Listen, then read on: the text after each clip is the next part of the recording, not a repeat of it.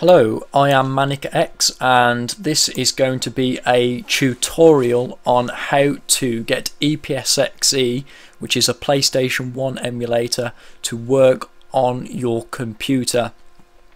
Now, the reason why I'm doing this is I know that there are quite a few tutorials for it out there, but EPSXE comes out with new versions, so I'm just going to give a new version kind of guide to it, just in case you're new to it and you don't really know and you're looking at a tutorial that's perhaps outdated for what you need. So just to show you what EPSXE looks like, I mean, you've probably already seen pictures of it and things like that, so I'm just going to show you really quickly what it looks like. So yeah, open up the application. So this is EPSXE, and as you can see, my version is 1.9.25. I'm not sure why the 2.5 is there because I downloaded version 1.9, so I'm a bit confused with that, to be honest, but it runs the same as 1.9 does. That's all that matters. And just to show you that it's up and running, I will run this ISO, and it is Crash Bandicoot, and that's just the menu screen. If I was to press X on any of those, then the game would load up. And if you want to see an example of that, let me just press start and you'll see the game begin, just to show you that it's all up and working, so that if you follow these steps, then yours will be up and running too. So yeah, there it is, starting to run the game. Yeah. So as you can see, it is working, and now we'll hopefully, after this tutorial, be able to get yours working too. So what you're going to need is you're going to actually need quite a lot of downloads, to be honest, to get it to work. So the best place to start is the actual shell of the product, which is the emulator itself, so the actual thing that the PlayStation runs from. Now the best place to go for this is to the emulator zone. Just Google search it. I won't bother putting the link in because it's easy enough to Google, and go to Sony PlayStation, which you'll see on the left hand side. And this is the one that I use, EPSXE, so you click on that, and the version I use, 1.9, click on that. Now what will happen when you click on that is it'll start downloading a RAR file, which is an archive. I'm not going to do it just because I have mine downloaded already, but you'll see a file that looks like this download, not actually called rebuilt EPSXE, but you'll see that kind of icon. Now to get the emulator out of there, you'll need a program called either WinRAR or 7-zip. Both are free. WinRAR is the one I use, and it comes with a free trial of 30 days, I believe, but once that trial's up you can still use it, but it's worth paying for it if you appreciate the work they do, because they've made it so easy and accessible for so many people.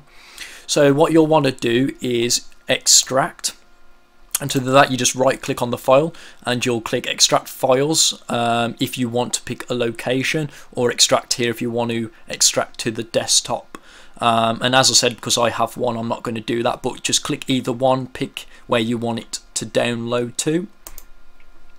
And what will happen is you'll open your folder and you'll see this, more than likely, is this folder, the EPSXE, and then the version number, mine says 1925 for some reason, but don't know why.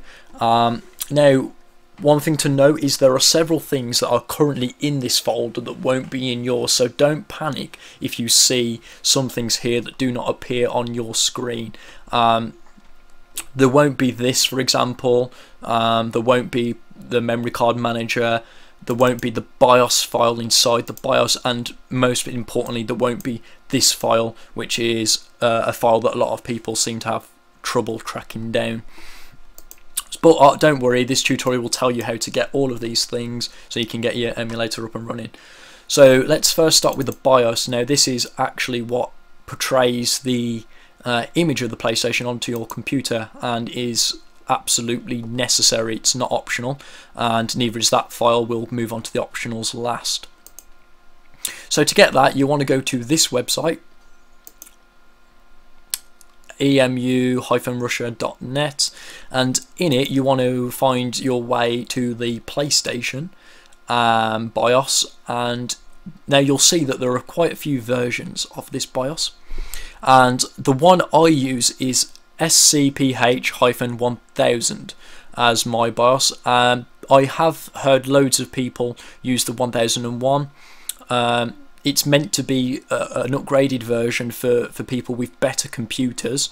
My computer's not bad, but I just picked this one because I have a friend and it works fine for him.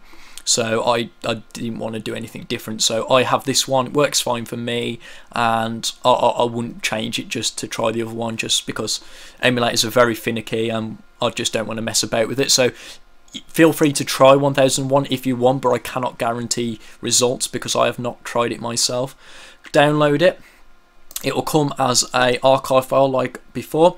Drag the archive into your EPSXE folder so that it's here, and then drag that archive again into the BIOS. Extract it and you'll get this file here. That's already in there, so don't worry about that. The SCPH1000 or 1001.bin. And once that's there, delete the archive or move it somewhere else because we don't want it interfering in the BIOS.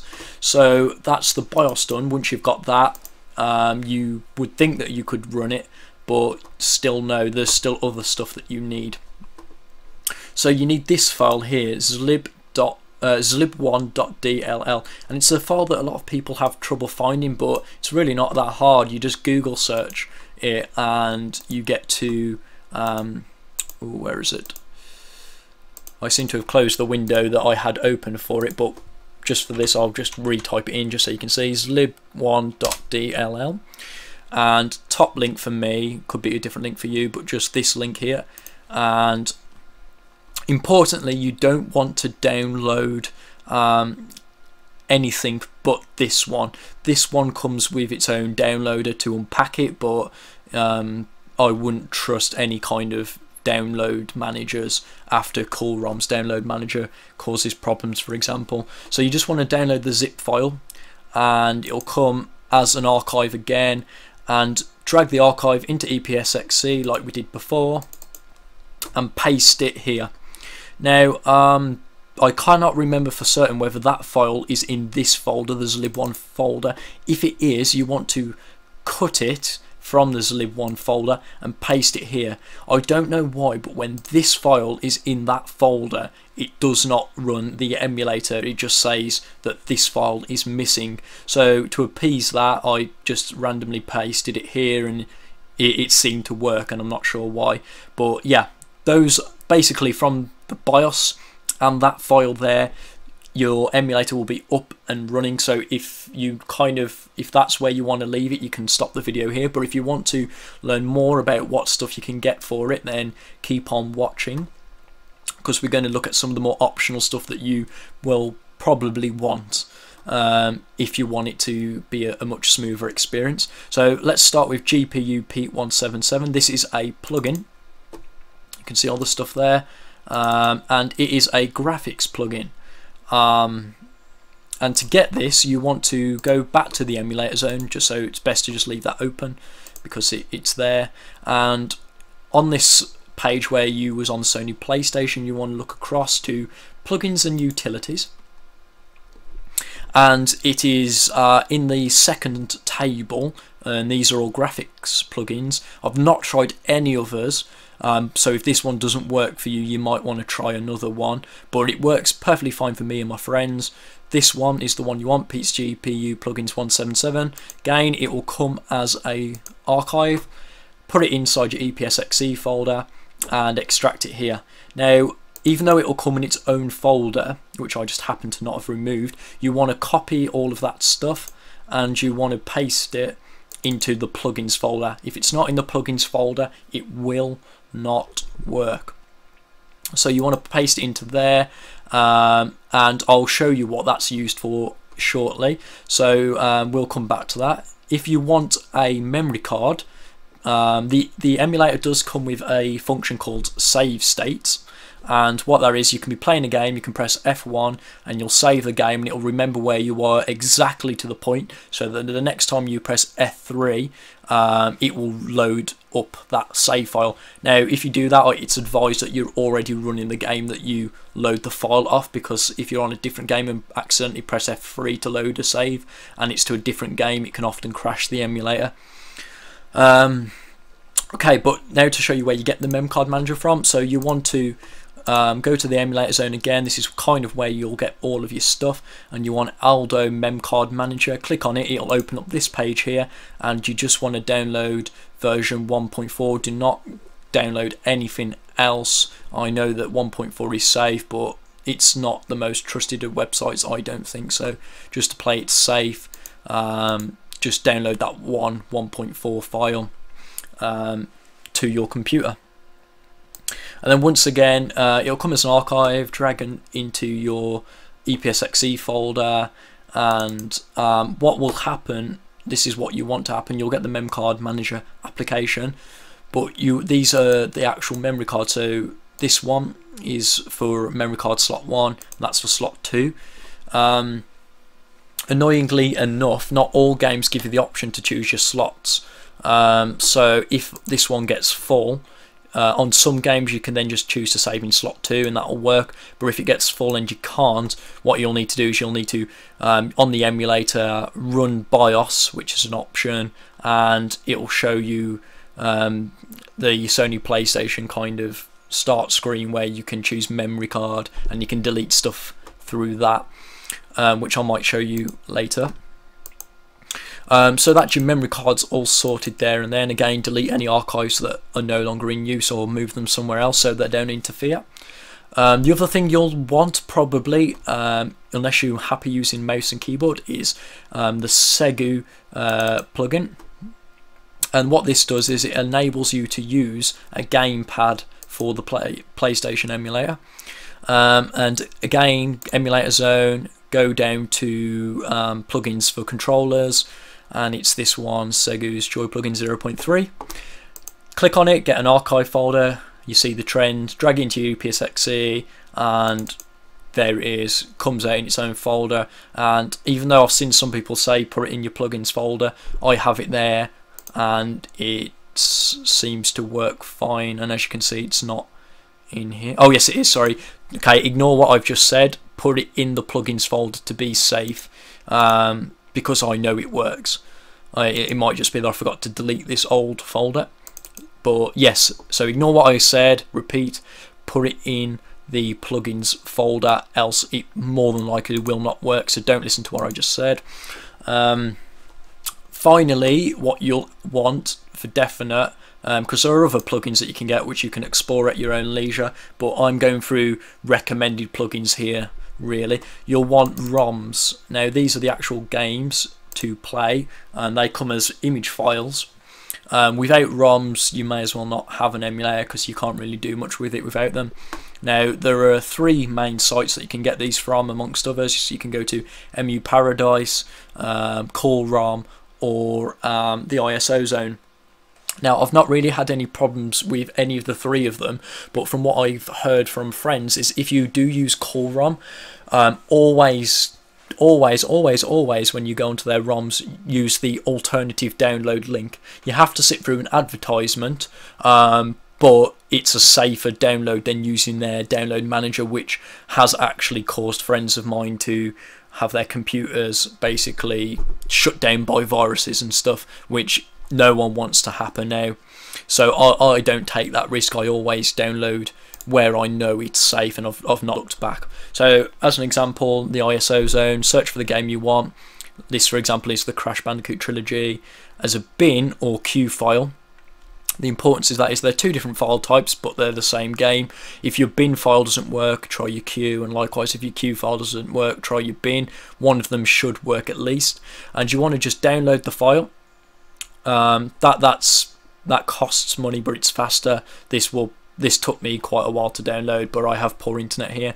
So you download that. Now it's not essential to put them in a ROMs folder, but that's just for my own convenience. I have them where all of my games are, so I could just use them at my leisure. So that is basically it. And as I said, you've seen the Crash Bandicoot game working, so you know it works, but I'll just quickly run through now configuration for you, because it is an essential part really of getting it up and running how you want it.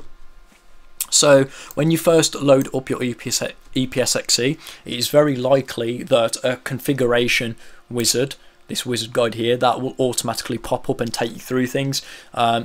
If you don't want to go through it alone, just keep clicking skip and I'll go through it here with you. So first of all, you want to go to video, and this is where the GPUP plugin comes in that we put in earlier, and it'll come up with all these options. Now I've seen people use the D3D and DX6 D3D. I use the D3D because it works for me, but if that one doesn't work, just fiddle around and try others. Always try others first, don't just assume it doesn't work. Then go to configure, select your graphics card. If you accidentally have that set to your very standard integrated graphics card or your very basic graphics card, it is very highly likely EPSXE will just give you a black screen because you've not selected a graphics card strong enough to run it. Now you can set it to full screen mode, but that crashes for me, but it's always worth a go. But for me, it always crashes the emulator. My computer just does not like full screen mode. Set your desktop resolution, so mine's 1920 by 180. I have it in window mode so that it runs, and the significance behind 600 by 400 is one, the ratio is a good size. It's not huge, but the significance behind it is I use OBS, which I'll just quickly show you, pop up there, which is this here, so you can see me fiddling around with it. So that seems to like EPSXE if I am recording it in window mode on that size. I don't have any black margins, it's easy enough to do. And color depth, you want that 32-bit. Do not have it set to 16-bit because again it most likely will not work. I've not messed around with frame rates, but I've got it just set to auto detect, so I don't have any problems. And I've perhaps once or twice had emulator lag, but that was at the same time as Skype calling, recording, and amongst other stuff, playing music at the same time, so I had a lot going on. So once that's done, you want to just click OK, don't click cancel, it won't save, and OK again. Sound, now it'll come with a sound plugin as it is. I've not tried any others, so just leave sound as it is. Unless you find another plugin, then you by all means try it out. Leave CD-ROM, BIOS leave, memory cards leave. Gamepad is one that you might want to configure, so go to gamepad, pad 1 or pad 2 depending on which one you want to configure, more than likely pad 1.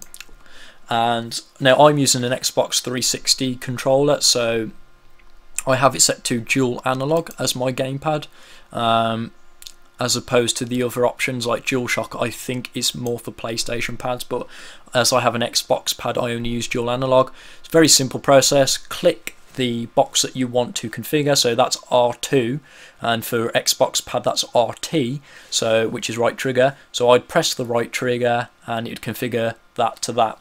Easy as such. Just do that for every single button. One particular fiddly one to watch out for, because it's always amusing when you play a game and you realise your analogs are configured to the wrong axes, as was to my horror for Ape Escape, which utilises dual analogs. I had up doing left and down using right. So you want the blues to be a y-axis and the reds to be the x-axis, so that's always the safest way to tell that they're configured correctly. Click OK, and you should be ready to run.